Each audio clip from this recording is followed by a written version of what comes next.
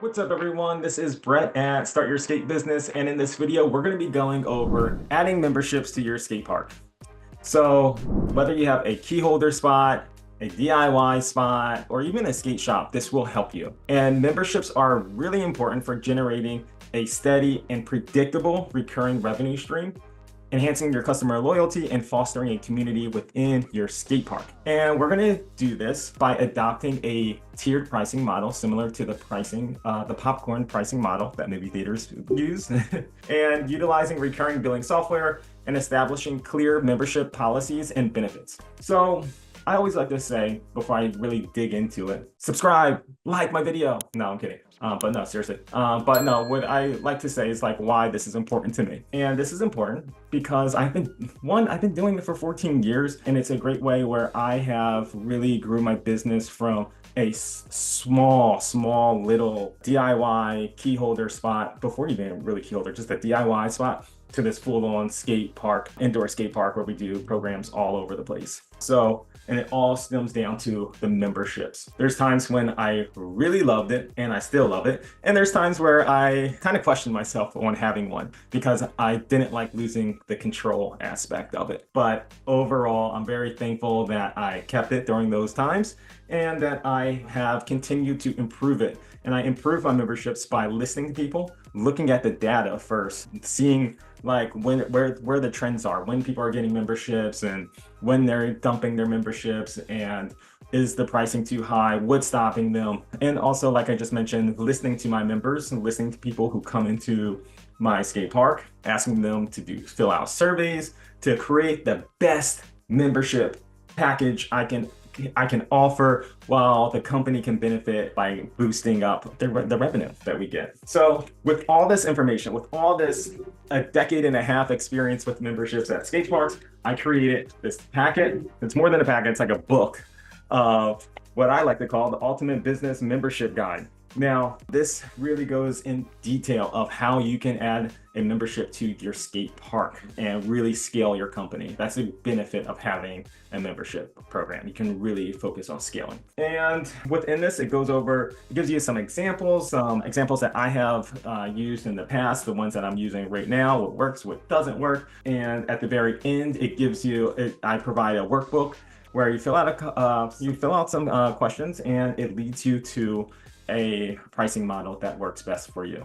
So that is below. So let's dive in. I'm going to be looking at you, my computer, and of course this packet. I'm going to go over, not going over everything in detail, but I do want to just make sure I cover everything that I can. So let's dive in. What we're going to be covering is our membership pricing, the popcorn pricing model that movie theaters use, and how we can incorporate that into our skate park.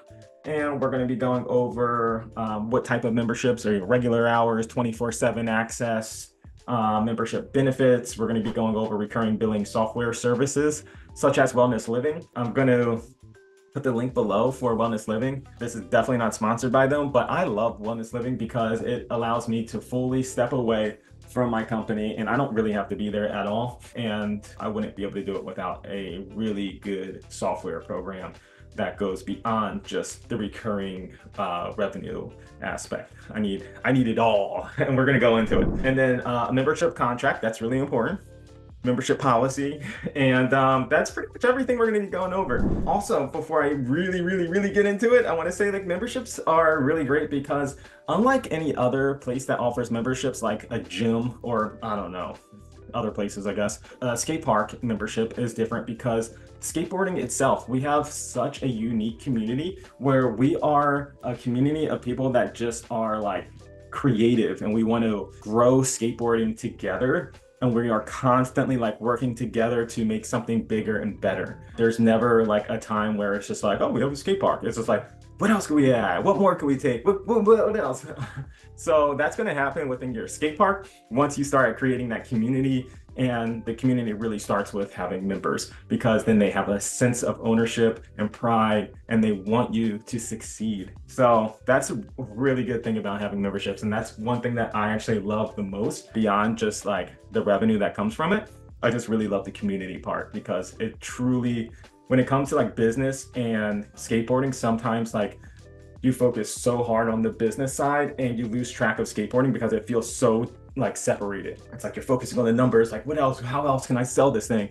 And with memberships, it's more of like, no, this is a community. Like your members are going to tell you what they want, and you're going to agree with them because they are bringing up really great things. And it's just a really like unique dynamic where it's actually fun, and it's just great. I love it. I can't even stop smiling while talking about it. All right, so let's I keep saying let's dive in, but let's dive in again. Our third dive in. So hold your breath. So let's talk about some pricing. Pricing varies just based upon your location, the demographics and all that stuff. And you want to be fair, as fair as possible. You know, skateboarders sometimes just don't like to pay to skate.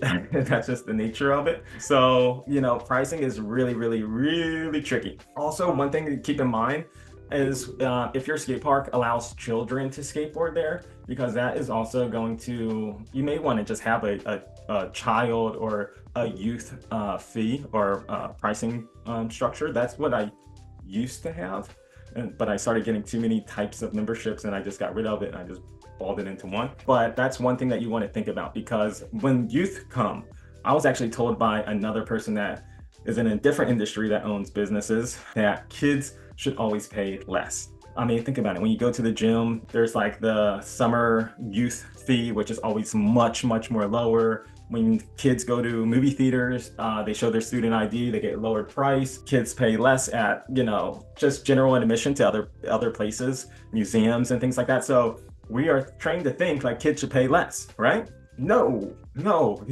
We are in a completely different industry, a niche industry, and skateboarding is inherently dangerous. So with kids in your skate park, they need supervision. You don't want some kids doing some dumb, I don't want to curse in here, I don't know, but some dumb stuff in your skate park. So what I do is children pay more. They pay pretty much, they were paying like almost double more, because I need to have staff there to watch kids. And I'm not just having them watch them like they're a babysitter. I want to enhance that customer experience. So when I have that extra staff there, my staff is engaging with the family and the skater. They're not necessarily teaching them how to skateboard, but I like to say they're a lifeguard on duty. They are just observing the skate park, making sure everyone's skating safely, and that the kids are actually getting a chance to skate amongst the group of adults that are there. Now, if that means that my staff member / instructor needs to go and skate with the kid to get them feeling comfortable, then that's what they have to do. But that's the reason why children pay more. We are watching them. And kids are going to just constantly come up to you anyway and talk to you, and you're going to have to be entertaining to them. So that is just another reason why they just got to pay a little bit more. It takes a lot more energy, I'll tell you that. So keep that in mind. Now, let's get into the pricing, the popcorn pricing model. That is something that I've learned about maybe like 8 years ago, creating my memberships. So a really good mentor that I had introduced this to me and really showed me the concept and really helped out and shaped my memberships to what it is now. And that's what's also listed in here that you can have. So you have at a movie theater, you have your small popcorn for $3. Then you got your medium popcorn for $6.50. This is your decoy. And then you have your large popcorn for $7. Which one are you gonna get? You're either gonna get the small one for $3 or you're gonna get the large one for $7. There's no point to get that medium popcorn for $6.50. Why would you get that? For 50 cents more, you get the large one. So let's think about this in a skate park way. So you have your basic membership for $40 and basic membership. And we're gonna use the example of a 24/7 skate park access. Kind of like my skate park is 24/7 access. However, there are set times there where it's open to the public. Anyone can come in, they can skate. And so we offer 3 different membership types. Before we even offer the membership types, a person can come in during our operating hours, about 4 days a week, and they can pay $10 and skate for that entire day. All right, so now we got our memberships. Now, this is where our movie theater popcorn pricing model comes into effect. So you have your basic membership. We're saying that's $40 and you have limited access. You can come during our operating hours. That's 4 days a week, and you can come anytime during that set time. That's when our skate park is open. That's when our skate shop is open. That's when we're going to have our skateboard instructors there. We may be doing private lessons at that time and sharing the space with you, or we may not be doing it private lessons, but there will still be a staff member there That's when we'll have that lifeguard on duty. And now we're going to go over to the standard membership, and that's $85. This is going to be our decoy. So we have our standard membership. You have full access. You have 24/7 access to the skate park. So you can come anytime you like, and that's it. Now you have your premium access, your premium full access for $100. Now, what makes this premium? You have 24/7 access. You have a discount to all the items within your skate shop. Whether it's 15% you want to offer, 10%, 5%, 20%, you get a discount on every single item within the skate shop. Also, if anyone's doing private lessons or skateboard lessons with you or skateboard camps, they get discounts on skate camps. Some members, they like to have events there, like their birthday, or just rent out the space, and they could get a discount on that as well. So now you're adding all these additional discounts. So for an extra $15 more, they may go with that full access, but we're giving that standard access as a decoy. We really don't want people to pay. We either want people to pay that $40 a month, or we want people to pay $100 a month. We're going big here. And then also with that premium access, we're allowing our member to bring one additional guest whenever they want. I've been in the skate park game for a long time. I've been offering memberships, 24/7 access memberships to my skate parks for a long time.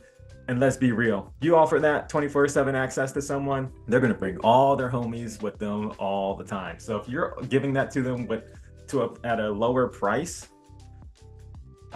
then it's just like, they're just coming with the homies. So why not just bump up the price and allow them to bring someone? And just, instead of like regulating your skate park and being so strict on like, oh, you brought someone, they gotta pay. It's like, no, just include that fee into their membership and then just get it all at once. And with a higher price, you're going to attract the right people. If you have a membership that is really low, if you're offering $40 or $50 a month to for your members to join, you're going to get everyone. You're going to get college students, you're going to get some high school kids, and they are liabilities. The higher price you have is a premium. That's why we're calling it a premium membership. Only premium people are going to be attracted to that and want to buy it. And they're the people that are going to be respecting your skate park. They're going to be going there, and they're spending $100 a month to go to your skate park. Trust me, they're going to be respectful for it. They're cleaning up behind themselves. They're not smoking in your skate park. They're not drinking beer in your skate park. You know, these are the people that you want to have as members. You may have half as many members, but you're getting the same exact price that you would if you had members for $50. So I kind of went over a good amount of stuff as far as pricing. So we're going to move on. In this packet, I was actually going to go over the membership that I actually have, that I currently have, and that works beautifully. But I'm not going to go over it just because of the sake of time. And I want you to go over this and see what works best for you. So we're going to move on. When you're coming up with your membership benefits, you know, and your names for your membership types, be creative, have fun with it. Here's some examples that I have. I have my bronze boarder. That's that member that pays $40 a month. My silver surfer, they're the ones that pay $85 a month. And then I have my premium shredder, and they're the ones that pay $100 a month. And of course I have to have my families. So my families, they are called the family pushers, and they pay $125 a month. And they have 2+ kids. I used to do family pushers, like two kids or like 3 family members, and every additional one is $20, and it just gets too much. Just don't have as many options. Just give them the most simple options to choose from, and that's it. You know, just keep it simple, and it's going to be a less headache for you when talking to people about getting them enrolled, tracking all this stuff. So the biggest advice I could do is say keep it simple. Now let's talk about some recurring billing software services. I mentioned that I use Wellness Living. I have used PayPal when starting out. PayPal is great because it's a recurring, it's easy.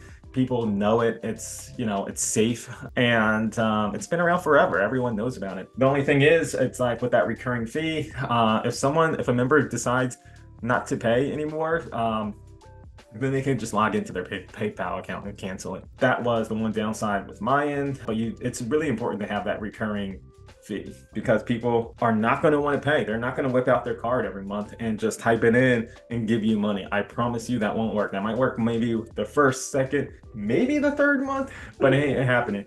And if people forget, and if you forget, which will happen, you will forget to like charge someone, You can't go back and charge someone for a month that, already happened. You're just gonna have to eat it. All right, so when you're looking for a software, you're looking for convenience, okay? You wanna have it user-friendly for yourself and for the user. You wanna look for any additional services being offered by that software. So I got Wellness Living because I just needed a software where I could do this recurring billing. That's all I was looking for. And they offered so many other services and they just had so many other features that really helped me scale my company without me even thinking too much of it. They just had the tools there. So you want to just, even though you may not be ready or you may not want additional services at your skate park or skate shop, make sure that they have it. If you're going for recurring billing, make sure that you can sell products on there. Make sure that you can do appointments or lessons and schedules and stuff like that. Look for that stuff. You want it all in one software. You don't want to just be on PayPal here and then you're sending emails from Gmail and then you're on this other software to do something else and then you're going onto your bank account. It's just too much and you lose track. So you need something super convenient. You want to see those additional softwares where you can just put everything into one, and then your growth potential. Don't cap it. Look, if you want to make sure that a company is continuing to update their services and their product so that you and your company can grow as well and scale. Wellness Living does this perfectly. I can't tell you. I can't say enough of it. And then you want a transparent fee structure. You gotta know what you're getting out of it, because there's going to be credit card fees. Your member is going to pay this $100. You're going to be charged with the credit card fee. That's I don't know, 2%. Let's just say that. And then you're going to get charged with some other fee that the software is charging you. And then you're going to be charged. You may be charged again when you take the money out of that software, the service or the software that you're using into your bank account. And then you may be charged a monthly fee. There's a bunch of different fees, so you got to be really clear, because sometimes some places may say no fees, like PayPal or something, or some places or Venmo, but there are a bunch of hidden fees, especially when you start looking at different software programs that you can use, because they may say one price here and you just don't realize that that company is working with multiple other companies that charges you as well. So be aware. I've been through it all. And customer support. Oh man, you got to have good customer support. If anything happens, you got to be able to reach out to the company. There's going to be times where you can't figure things out and you got to email them. So be sure that this company has good customer support. All right, so just to go over it again: convenience, additional services, growth potential, transparent fee structure, and customer support. Expect to pay credit card processing fees, your service provider fee, it's usually a percentage, and potential fund transfer fee. My recommendations, it's going to be just Wellness Living. I have used PayPal in the past, Stripe, Clover, and some other ones, but nothing comes close to Wellness Living. So again, I don't even know if I said this before, but I know I said in other videos, links below for Wellness Living. Use the link that I have. I get a little small commission, but it's a great service. And if they do a free tutorial and they walk you through and video talk with you and everything like that. But also, if you don't use Wellness Living, you put below which software that you use.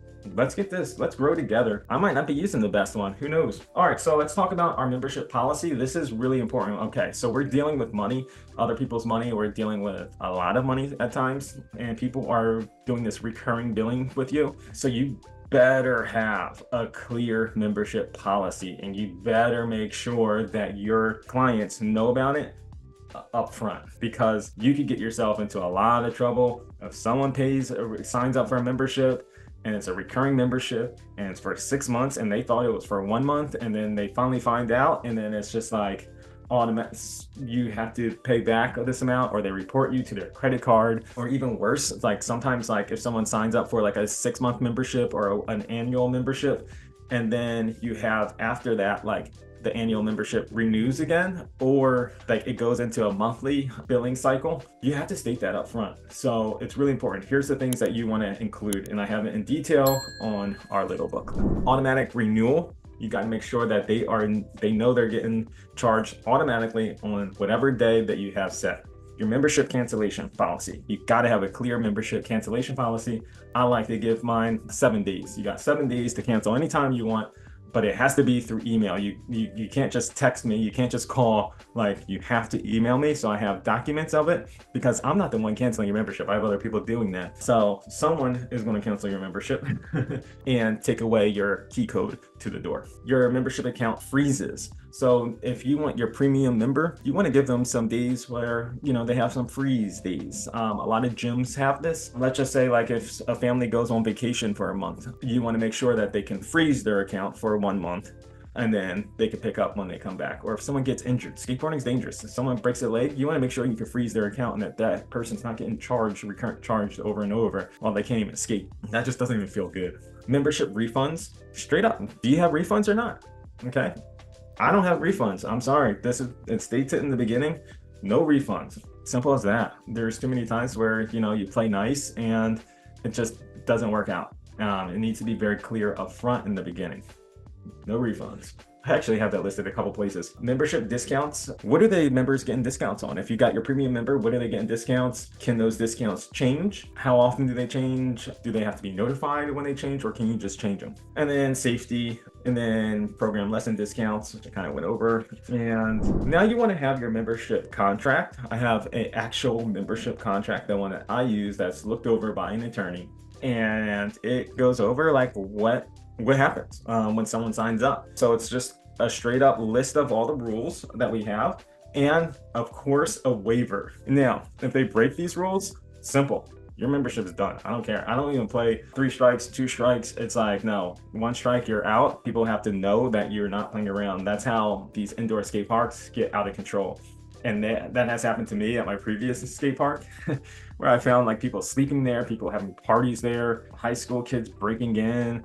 I had one person sleeping on the roof with one of the radios they brought out. That was insane. So I've been to my own skate park, that one in the past, where I walked in and I was actually scared to walk in, like thinking that someone might be in there. And I felt scared as the owner. Like, I would hate for one of my customers to go in there and feel the same way. So keep that in mind. And then just to reiterate, like the payment policy, have that. It's okay to have it listed 2 or 3 times throughout this contract, or even on your website, but you want to make sure that you are upfront and that they know about this. I actually have it on the website, on my waiver, and I have it on, where else do I have it? Oh, their email.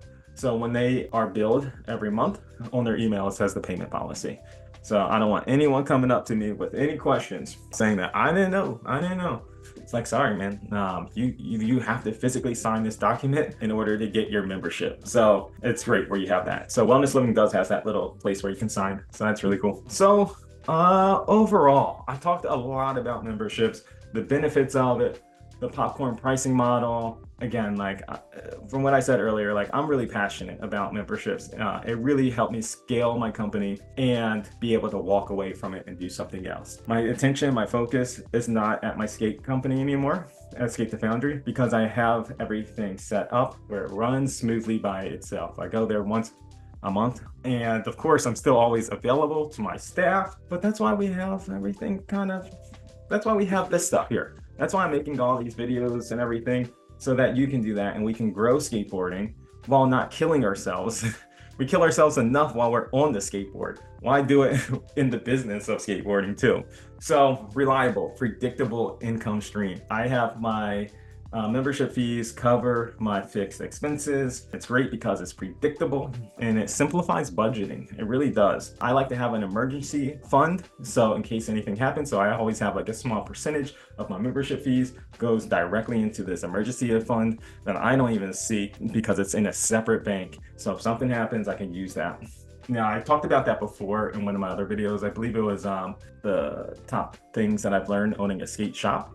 So that one's really cool. You should check that out too. So if I could add it into this video, I will. I don't know. And let's just go forward. And then last thing I want to say is like make your members feel special. Your members are special, so make them feel special. Stay in contact with them is be connected with them at all times. have a Facebook group. You can have a Facebook group with just your members to share updates, share events. Make sure you're sending them emails. If you're doing an event, keep them in the loop of what's going on at the skate park. If you're doing a birthday party, make sure your members know. You can also have a GroupMe message, like a group message on GroupMe, where all your members are on there. And if something happens, if something's not working, a light's not working, fire extinguisher is down or something like that, the alarm's going off, have a GroupMe so your members can notify different people and give them a heads up. And this all really gives your member a sense of ownership. And when your members have a sense of ownership, they're going to stay with you forever, regardless, because they're not like just paying a fee. It's like they're investing into this thing with you. They want to see growth and your opportunity, because your opportunity is their opportunity. So when launching your membership program, make it exclusive. Okay, so when you're starting out, where to start at? Like, I like to have things feel exclusive. It's not open to everyone. Have 10 members only.